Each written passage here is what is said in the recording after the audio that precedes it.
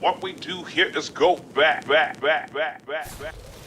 What's up, guys? This is Nico here with Stay Tuned Hip Hop. We are well into the 2019 year with great hip hop releases coming out on a weekly basis. But today I'd like to take a couple seconds to talk about the top albums of 2018. This is all my personal opinion based off of lyricism, subject matter, features, production, impact, and just kind of the general sense that I get when I listen to these albums. These aren't based off of polls that were ran or based off of any opinion related to the page. And before I get too far into the list, I want to get some honorable mentions off the ground that I think everybody should take some time to listen to. Coming off the bat, we have 1.5 by Amine, Kamikaze by Eminem, I Am, I Was by 21 Savage, Room 25 by No Name, and Vacation in Hell by Flatbush Zombies. At number 10, we have Championships by Meek Mill. This album was a really great coming of age story of Meek Mill coming out of prison and really finding his footing back into the music industry. I really liked this album, but personally I felt that the features carried the album more than Meek Mill did himself. I think one song that's worth listening to is What's Free by Jay-Z, featuring Jay-Z and Rick Ross. I think Jay-Z has a possible verse of the year on that song. Number 9, we have the long-awaited The Carter 5 by Lil Wayne. I think this album, for most people, this album has been a very long and painful build-up. We've been waiting for Lil Wayne to drop this, and waiting, and hearing rumors and everything that didn't end up to be come out true. But we finally got this album in 2018. This album is actually something that I still listen to quite frequently in 2019, but I just think that with all the buildup that could have been and all the buildup that was, it didn't really completely follow through. And I think Lil Wayne kind of reached a little bit with that song featuring XXXTentacion. I don't think that it was something that X would have wanted as far as a feature on a Lil Wayne song, but I think there is quite a few good songs on that album worth checking out, and one definitely is Dedicate. I think that's Lil Wayne talking his shit. At number 8, we have Oxnard by Anderson .Paak. I'm a personal Anderson .Paak fan, but I just think that this album, compared to his last two releases, kind of stayed consistent and didn't really rise above to the occasion too much. It has a lot of good features, a lot of good production, and Anderson is really finding his own as far as the R&B and the rap side, but I think it could have been more. One song worth listening to, if not among many, is Six Summers. Number 7, we've got Astroworld by Travis Scott.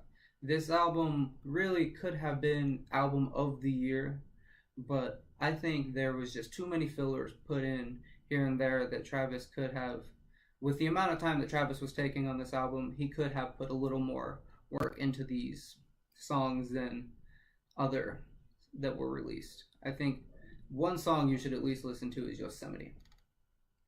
At number 6, we have my personal most listened to album of the past year, Swimming, Rest in Peace, Mac Miller. I think this album really showed the complete versatility that Mac had as an artist. Him singing, rapping, playing instruments, combining flows and lyricism all over the place. I think Mac was really coming into his own as a complete artist, showing that he can do a lot more than just some frap rap. I lost way too soon. I think we could have had a long and prosperous career from Mac Miller, but this album will always have a mark as far as what could have been. My personal favorite song off that album was Ladders. That trumpets on that song, it's something else. At number 5, we have KOD by J. Cole. J. Cole is, what can you say about him? He really is one of the best rappers of this generation. Underrated superstar and kind of overhated superstar. He has great lyrics, and of course there's always, double platinum with no features, which he's done now 3 times in a row. KOD definitely had some iffy tracks. I think the intro was less music than people were expecting, but I still think J. Cole really took this album and ran with it. The subject matter really fit in with a lot of things that came down to it this year. One song you should listen to is Kevin's Heart off of that album. Number 4, we have Daytona by Pusha T. Pusha T was a very non-known superstar in the rap industry. He's been around for quite a bit of time, but people haven't really been paying attention much to him this year. But what he did with Daytona was very meticulous, I think we'll call it. The press release with the beef with Drake, the release of the story of Adidon, the release of the album itself, Kanye changing the cover itself, album cover itself to the album last second, to the Whitney Houston bathroom scene. That's just everything that came with it. It delivered to all of this drama.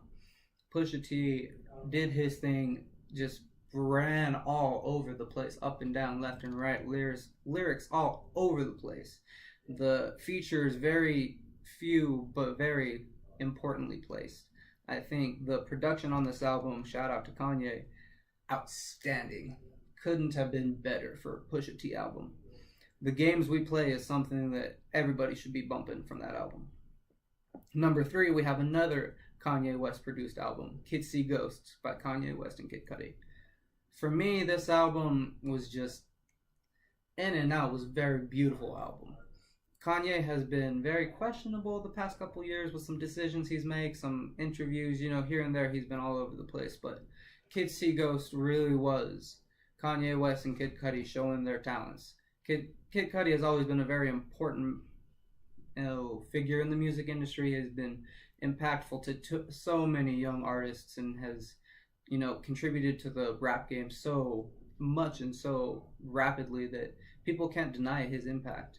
I think Kids See Ghosts is a great duo that hopefully releases more albums, more music to come, or bare minimum a tour that we can all see him on, right?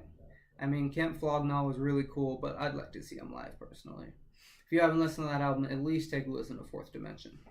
At number 2, we have a very quietly underrated album, Care For Me by Saba. Saba is a Chicago native who lyrically can run with the best of the best in the rap game.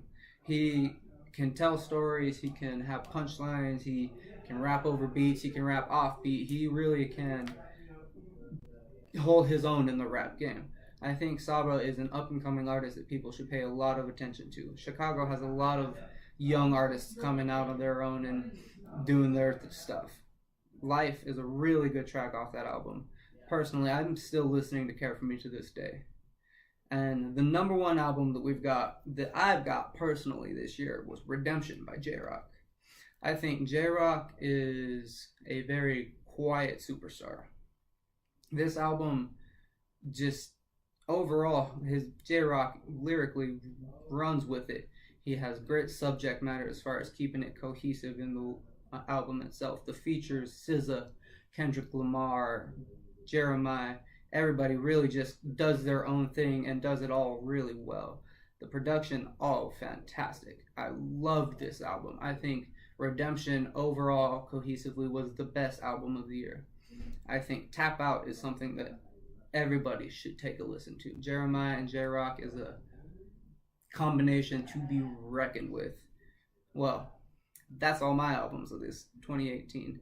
I hope if you have any arguments or anything you want to talk about, mention them down in the comments, and I'll put my @name and we'll have some healthy conversation. Thank y'all for listening. This has been Nico with Stay Tuned Hip Hop.